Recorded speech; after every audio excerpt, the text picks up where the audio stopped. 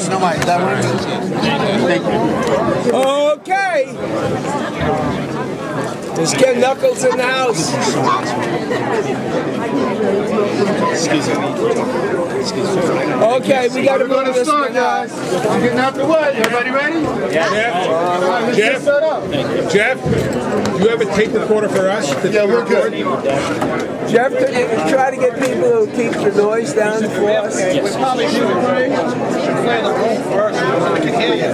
Hey, everybody. Can I have everybody's attention, please? I need total silence. We're not going to the next floor. I need total silence in this room. Please work with us. Thank you. Oh, we'll get you later.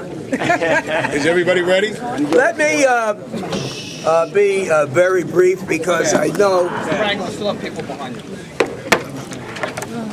I know that some of you have been waiting a long time to ask questions, and that's why I'm here for it. Now, I do intend to have a broader press conference.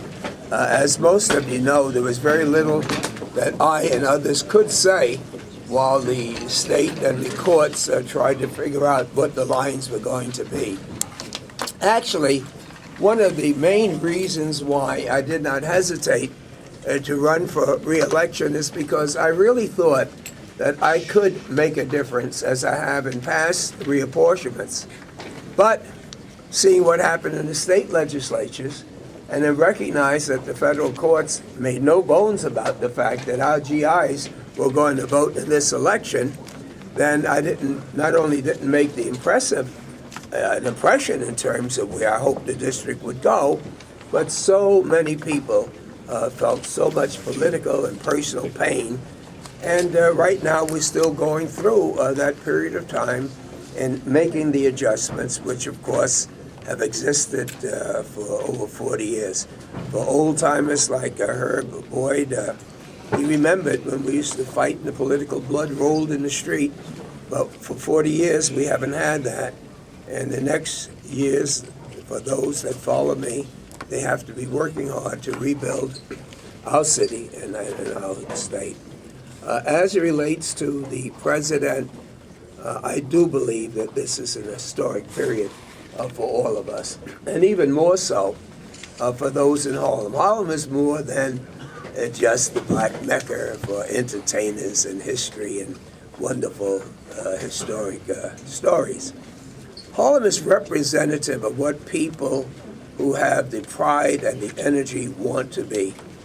And so therefore, every community has a little bit of Harlem.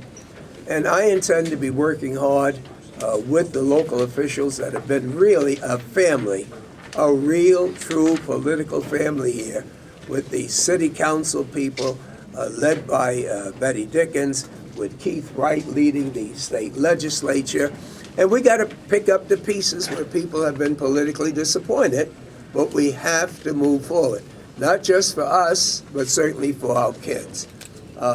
In terms of the campaign, well, I guess if you really want to set out as to what you think is wrong with government and you have a case to be made, then every 2 years, that's what the elections are all about. I certainly have to be sympathetic to any person or group of people that believe that their particular culture, language, or background should be in the Congress, in the city council. And I've always supported that because that's what America is all about. I'm pleased to see we're going to have an Asian American join us in the Congress soon from New York. And so these things, it's really premature to talk about any personalities. I don't think anybody has said anything that's unpleasant. And I am convinced that when the final decisions are being made, judged for most of the candidates that I've heard, that they have a concern about the welfare of our community and our city and not just political ambitions. So, I know you used to be someone important. Congressman, we asked you though, On the campaign, some people see this as the first time that you have a pretty strong opponent in the form of Adrian Espaillat. Is that a fair assessment? Or not? Yes, it is. You think he's pretty strong? I think he's pretty strong. What do you think of him as a candidate? He's a good man. He's done a lot of good work for the community. But you have any fear at all about possibly losing on June 26th, or what are your thoughts about June 26th? It's been so long since I've lost that we have to talk better, you know. But listen, this is what America's all about. And you have to have qualified candidates out there. And you need wannabes, too, so that they can set an example and say, don't give up on government. So no matter whether it's Miss Johnson or Dennis, what's his name? Dennis? Well, the names are Clyde Williams. Right. This is a place that everybody should want to say, I once ran for Congress in Harlem.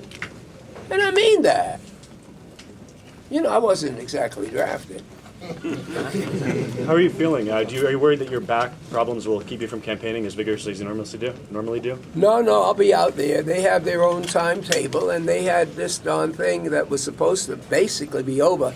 What it is and non-scientific, I've never had a backache in my life.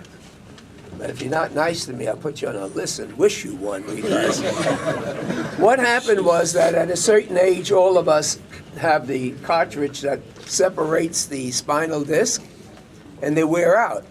Well, I had no idea and had no pain that was coming from that, but one of the viruses found out it was vulnerable, and bang, it went in there, and we thought we had gotten it all out. We went back, and so now I'm beaten up on by antibiotics. But no, there's a date certain that I'll be up and around and enjoying the campaign. Congressman, we've had you so many times in our studios, and you're always on time or really early. So we were concerned this morning. You were an hour late. Can you tell us what happened? And because many of us were wondering, is he okay? He's running late. Well, I appreciate your compassion, but to say that after 40 years, a congressman running an hour late, I don't think that's going to be key, really, in the direction that we have to go. I really don't. But I'm glad about your concern about, punctuality and the health and whatnot. But if you have any medical questions, I'd like to deal with it. Congressman, a lot of black leaders I talked to, they're confident that you'll be able to win this seat again this year. Manny Sella was in the well of the Congress, and when he lost to Elizabeth Holtzman, and everyone said, Manny, what was the problem? How did you lose? He says, the problem was everyone said I had no problem. So you really cannot take any election for granted. Let me ask, but beyond that, but what they say, when they look down the road, when the day that Charlie Rangel is no longer representing this district, some of them express concern as to whether there's going to be a black candidate who's going to be able to represent a district that includes most, if not all, of Harlem. How would you feel about this seat being represented by someone who's not black? I mean, would that be an unfortunate thing for First of all, I've jokingly said that at my age I don't buy green bananas. We have a whole lot of work to do to repair the damage that has been done by reapportionment. Mm-hmm. And it's not just my district. It's all over the country. People who work together now find themselves in the same congressional district.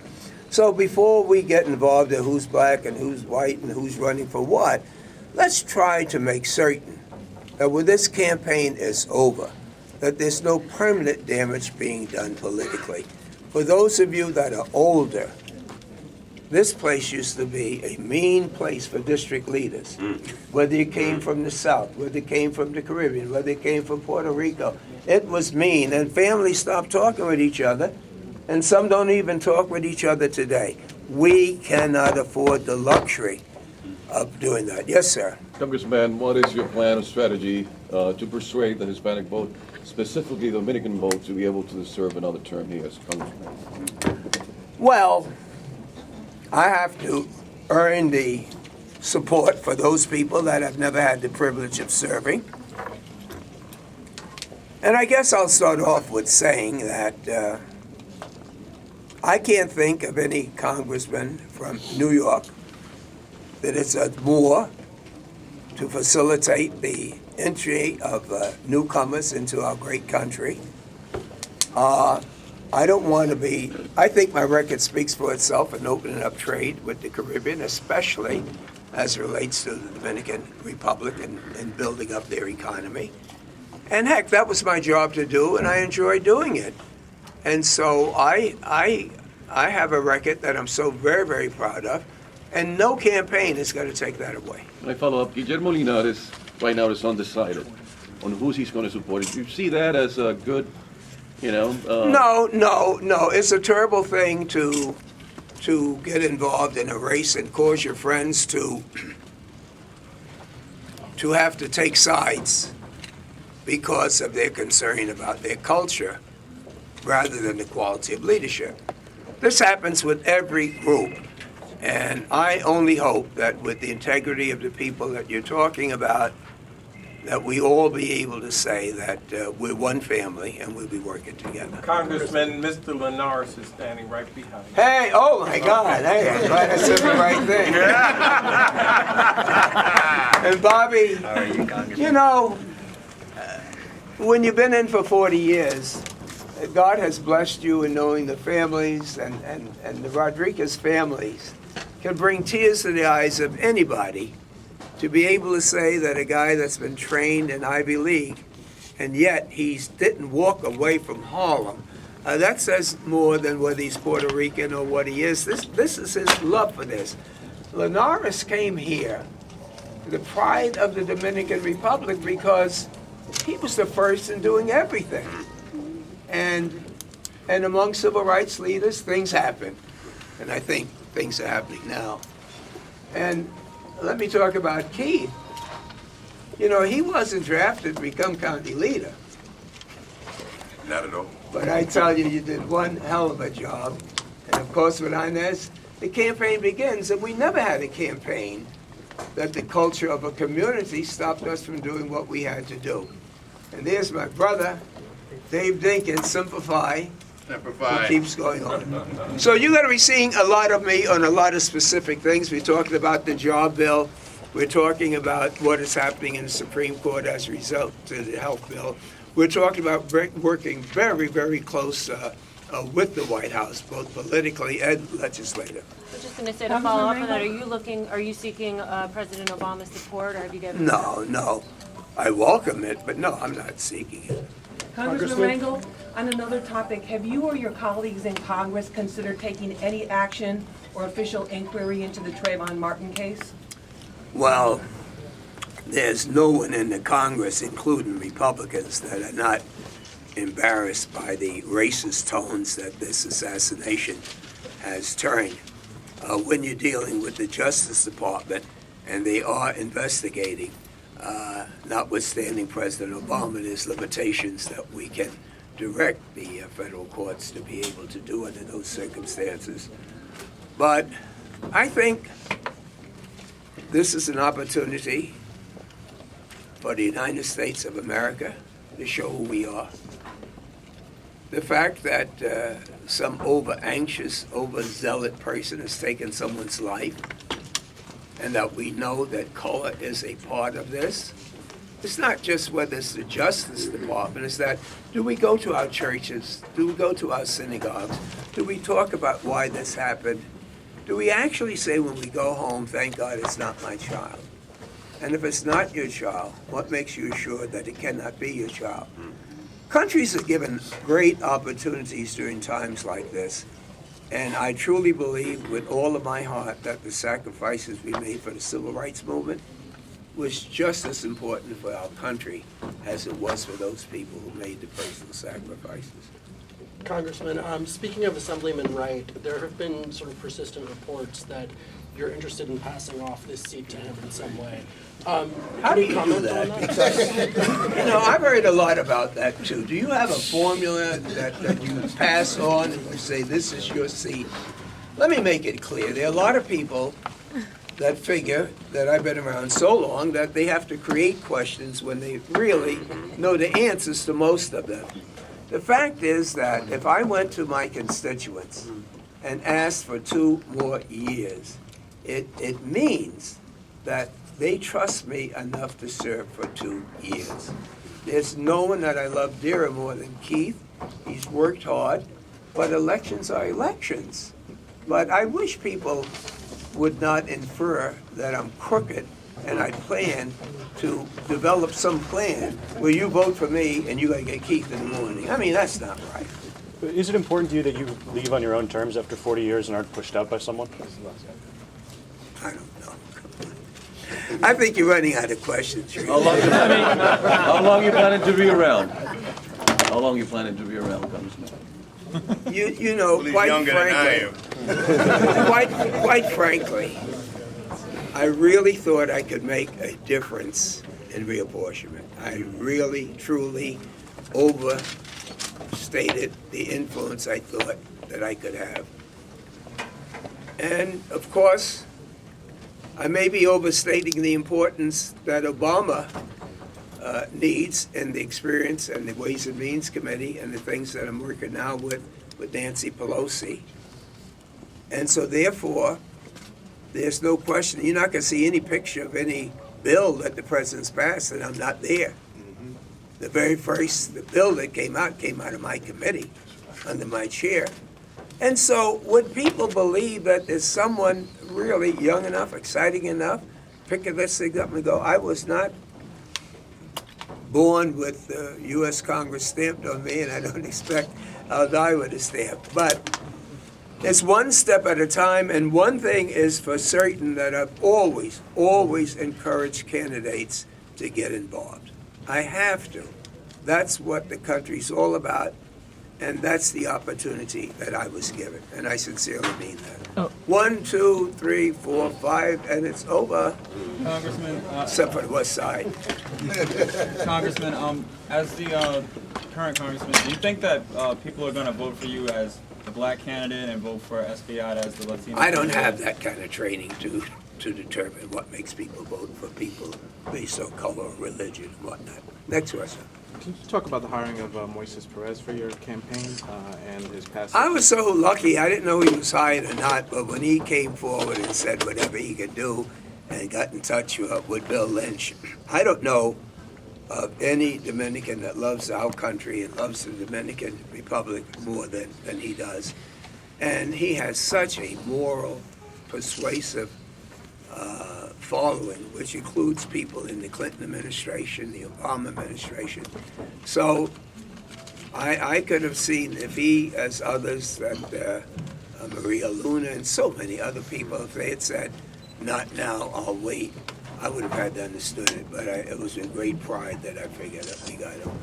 Yes, Congressman, thank you. Say to Arundi with Arundi Media, in your next 4 years being reelected, what would you like to see improved or done in the Harlem community and in D.C.? I think we need more peace in the world. I don't want to get spiritual and whatnot.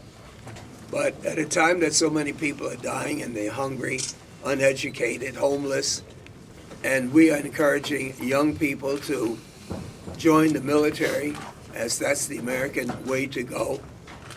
When we talk about the best way to create jobs is to cut back in spending and investing in these jobs, there's something immoral with this whole thing.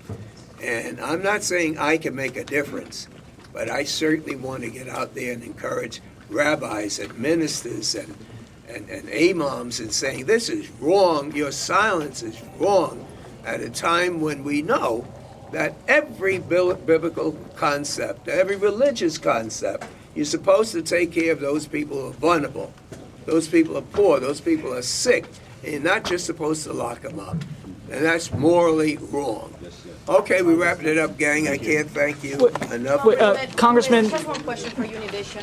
One of the things that's being created, like you said, many creations out of this campaign, is that there's a fear that there might be a division between the Dominicans and Puerto Ricans, because many leaders, politicians, Puerto Ricans, are supporting you and even Dominicans rather than Mr. Espaillat. Listen, that is a very difficult and sensitive question. In the civil rights movement, when it was to the benefit of the Democratic Party that blacks stayed and supported white Congress people because they would have more political power. Fathers and mothers couldn't tell their black children to wait because the man is such a nice person. So that it's very difficult for someone not to say, this is my turn and I'm passing. Of course, there are a lot of older people who understand that you have to build relationships of trust. And it's not that this is not your turn. It's a question of working out so that everyone doesn't feel, or no one feels that they're behind. Some people jump the gun because of their ambitions. Others jump the gun because so many people encourage them to do it. But I'm certain whether we're talking about Adriano or not, it's not an easy choice for him. And I said it to him and others, there's nothing that this campaign has say or do that's going to cause me to think anything derogatory because of one person's ambition. Congressman, Inez Dickens had told a room full of people at a recent meeting that the investigation into you about the ethics allegations might now be considered either illegal or unconstitutional. Can you elaborate on that at any point? I wish I could encourage the press to go to the websites to take advantage of the information and the record that's there. When the chief counsel of the ethics committee says that if he had allowed me to have counsel and to call witnesses, all of the charges would have been thrown out. When the ethics committee now is under investigation for wrongdoing in my investigation and Maxine Water investigation, it hurts me that the press that we depend on so much for honesty cannot even go and Google. I mean, Google. It's not a big research project to find out what the hell happened there. What is this investigation going on now? I mean, it's so easy to do. So if Inez Dickens joins with so many other people saying that the ethics committee is in hot political water, check it out. Allow me to Congressman, Congressman, you think? Thank you. You mentioned that Linares has been pretty much the first one at anything. Are you willing to support him in a distant future to perhaps be the congressman of this country? He's a good man, but I don't deal with this. Thank you. Going back to my colleague, you said that maybe Adriano jumped the gun because of his ambition or because some of the people told him to run? I didn't mean to say that, but I do know that there are a lot of people that hear voices to tell them to do things, but they really need hearing aids. Is he one of those people? Thank you. No, come on, thank you. Thank you so much, gang. Hey, buddy. Hey, how you doing? It's been a long time. Good job there. Good job. Yes. You can work on that. Dave? Yes, how are you? Hey, how are you? Okay. Whatever he said is what he said. Well, he's not. I mean, yes. There are people who hear things that they need a hearing aid. I mean, talking about FBI. You heard the same thing I did. I can't interpret. Okay, then I need to ask you. You can't say something like that and be like, I don't know who I'm talking about. I'm sorry, just to clear it up though, when you say there are people who hear things but they need hearing aids, are you talking about Mr. Escobar? No, but there are a lot of people that tell me things that are overly flattering. Thank you, guys. We need this room. That's you. I got another event coming in. That you're a great reporter. Wouldn't you believe it? Well, you know, it depends on the day, but is he one of the people you're referring to? No, I'm saying all of us politically feel that way. Bob, we need the room, Bob. How you doing? We got to ask the press to exit the room. Developing these concepts. Yes, but he used the literacy. I developed the book. This is a company. My purpose is to bring the self-esteem by the history from the Nile Valley. You know, first of all, I don't know what that was. just letting I don't know what he meant by that. That was interesting. like, you know, how can I gain access to the my staff. Very, very quickly ask you. I need to. What? Fair is fair. When you said you wished you had to make a different degree apportionment. I'm sorry, what? I'm sorry. When you said you wished you had a bigger different reapportionment. Can you just explain what you meant? Yes, Sorry, thank you. I think you guys have a solid amount of time. But so much of the district would have to be represented by the blacks. But that's the way numbers run. That's all. Excuse me, Mike. Thank you very much for clearing that up. Thank you, everyone.